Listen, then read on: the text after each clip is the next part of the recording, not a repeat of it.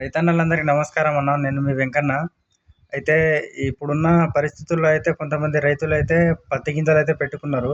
ఇప్పుడిప్పుడే పత్తి గింజలు పెడుతున్నారు. ఒక 10% 10 లేదా ఒక 20% అయితే 20% అయితే పత్తి గింజలైతే పెట్టుకోవచ్చు రైతులు.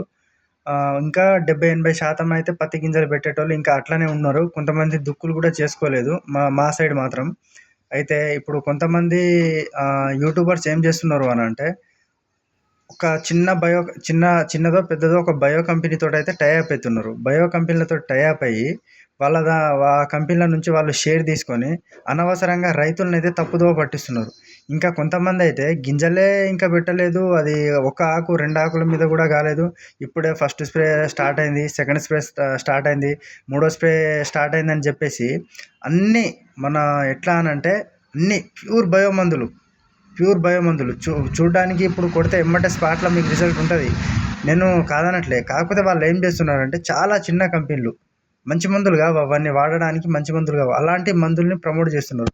దయచేసి రైతన్నలందరూ అట్లాంటి మందుల్ని కొట్టకండి. ఇప్పుడు ఆ మందులు కొడితేనే పంటలు పండుతున్నాయా? సరే, పత్తి పెద్దగా పెరిగింది అనుకుందాం. ఫస్ట్ స్ప్రేనో, సెకండ్ స్ప్రేనో, థర్డ్ స్ప్రేనో ఏదో ఒక స్ప్రే అయితే నడుస్తుంది. బయో కొడితేనే లేస్తుందా పత్తి? లేకుంటే లేవా? దోమ ఉన్నది, దోమ పోతుంది, ఈ స్టార్ ఆ స్టార్ అని చెప్పేసి రైతులను అయితే తప్పుదోవ అయితే పట్టిస్తున్నారు. ఒక్కసారి ఆలోచించండి. అస్పెడ్ కొడితే దోమ పోదా? ప్రైడ్ కొడితే పోదా? అక్టారా కొడితే పోదా? కాన్ఫ్లార్ కొడితే పోదా? ఇవన్నీ పెద్ద పెద్ద మందులు, పెద్ద పెద్ద కంపెనీ మందులు ఉండగా ఏదో ఒక చిన్న బయో కంపెనీని అయితే పట్టుకుంటారు. దాని నుంచి వాళ్ళైతే కమిషన్ తీసుకుంటారు. అదే కమిషన్ తీసుకొని రైతుల్ని తప్పుదోవ పట్టించి ఈ మందు కొట్టండి, ఆ మందు కొట్టండి అని విపరీతమైన రేట్లకు ఆ మందులైతే అమ్ముతున్నారు. ఎక్కడ లేని భారాన్ని అయితే రైతుకైతే చెప్తున్నారండి. ఇప్పుడు అసలు చక్కగా ఎవడు గింజలే పెట్టలే, ఇంకా ఇన్ని షాపులలో చూస్తున్నా, ఏ షాపులలో ఇంకా సేల్ కూడా స్టార్ట్ కాలే. అట్లాంటిది ఇప్పుడేమో ఈ మందు కొట్టండి, ఆ మందు కొట్టండి అని బయో మందులు కొట్టించి రైతులను అంతా ఆగం చేస్తున్నారు. దయచేసి రైతన్నలందరూ ఒక్కసారి ఆలోచించండి. బయో మందులు కొడితేనే మన పంటలు అనేది పండవండి. మన కెమికల్ మందులు కొట్టినా కూడా పంటలు పండుతాయి. అంటే బయో మందులు నేను కొట్టొద్దు అనట్లేను, వాళ్ళని నమ్మొద్దు అని చెప్తలేను. ఎందుకు అనంటే మరీ మితిమీరిపోయి నమ్ముతున్నారన్నట్టు. ఇప్పుడు వాళ్ళు ఏది చెప్తే కనీసం వాళ్ళు వట్టి దుబ్బని తీసుకొని పంపులో పోయి పూసి కొట్టండి అన్నా కూడా కొట్టే పరిస్థితి ఉన్నారు. అంత బాగా నమ్ముతున్నాడు. ఏమున్నదండి, బయో మందులు ఎక్కువ వాడకం చేయొద్దు. అది మనుషులకు ప్రమాదము, మన భూములకు కూడా ప్రమాదమే. కొట్టొద్దు అని చెప్తలేను. దాన్ని కొట్టే పరిస్థితి ఉన్నప్పుడు కొట్టాలి.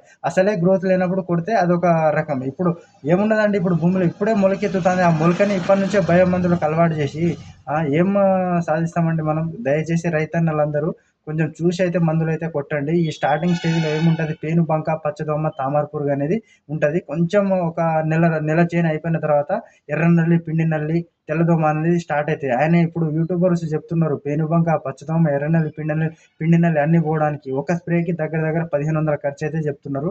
దయచేసి రైతన్నలందరూ వినండి. అనవసరంగా ఎవరు చెప్తే వాళ్ళ మాటలు వినకండి. మీకు తగ్గట్టుగా మీరు వ్యవసాయం చేసినోళ్ళు మీకు తెలుసు కదా! అస్పెడ్ కొడితే పోతది, కాన్ఫ్లార్ కొడితే పోతది, ఏది కొట్టినా కూడా పోతది. దయచేసి రైతన్నలందరూ ఆగమాగం అవ్వకండి, చూసి కొట్టండి. ఇప్పుడున్న పరిస్థితుల్లో విపరీతమైన రేట్లయితే పెరిగినాయి. ఎరువుల రేట్లు పెరిగినాయి. ప్రతి ఒక్క దానికి రేటు పెరిగింది. సో, అన్నీ భారం మన మీదనే పడతది కాబట్టి కొంచెం చూసి మందులనైతే స్ప్రే చేసుకోండి. అనవసరంగా ఉన్న రోగానికి మందులు కొట్టుకోండి. లేని రోగాలకు మందులు అస్సలు కొట్టొద్దు. ఇప్పుడు ఒకవేళ మీరు పెట్టినా కూడా ఒక ఆకు, 2 ఆకుల మీద మాత్రమే పత్తి ఉంటది. దానికి తగ్గట్టుగా మందులైతే స్ప్రే చేయండి. అనవసరంగా మందులైతే స్ప్రే చేయొద్దు. ఒకవేళ ఈ నా వీడియో మీకు నచ్చితే ఖచ్చితంగా లైక్ చేయండి, సబ్స్క్రైబ్ చేసుకోండి. నన్ను ఫాలో అవ్వడానికి సబ్స్క్రైబ్ అయితే చేసుకోండి. Okay, thank you.